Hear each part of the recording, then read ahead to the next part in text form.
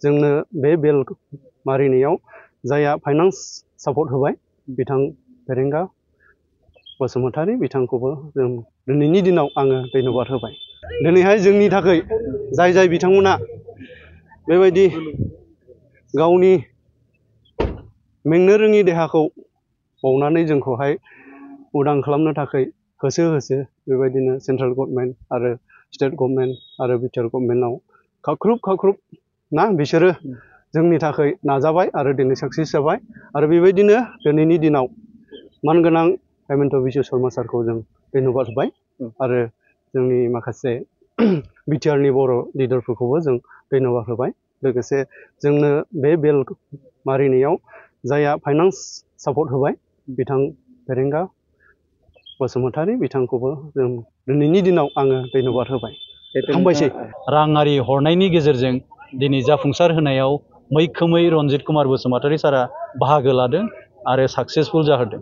दा जाय बिथांमोना दिनै बेल मोननानै गबाय बिथांमोनखौ जों साबायखर बावदों आरो बिथांमोना जेन न'खर संसार मोजां जाहैनो हायो आरो बिनि गेजेरजों जाय बिथांमोना एडभकेटआ जों जागायजेननायनिफ्राय दिनैनि बे केसखौहाय जाफुंनायाव मदद होबाय गानानै होबाय बिथांमोनखौ जोङो धन्यबाद बावदों एक्स एनडेबि हिसाबै।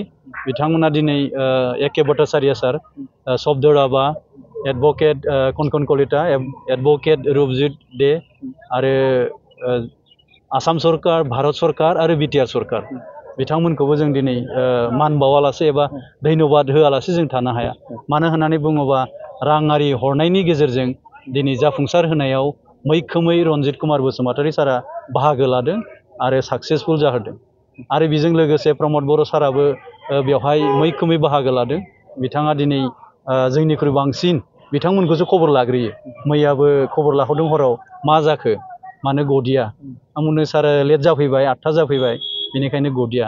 अब्ला मानसिफ्रा बहा थादों बहा मा खालामदों, जेरैखि जाया बिसोरखौहाय हटेलफोराव शिफ्ट खालामनानै दोन होननानै। थिग बेबायदिनो सारा गोबां हेफाजाब मदद हरदों।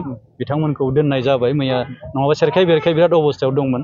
मानो होनबा बिराद गोजाननि दंफैयोमोन। दा बिथांमोनखौ दोननायावबो गोबां हेफाजाब मदद हरबाय।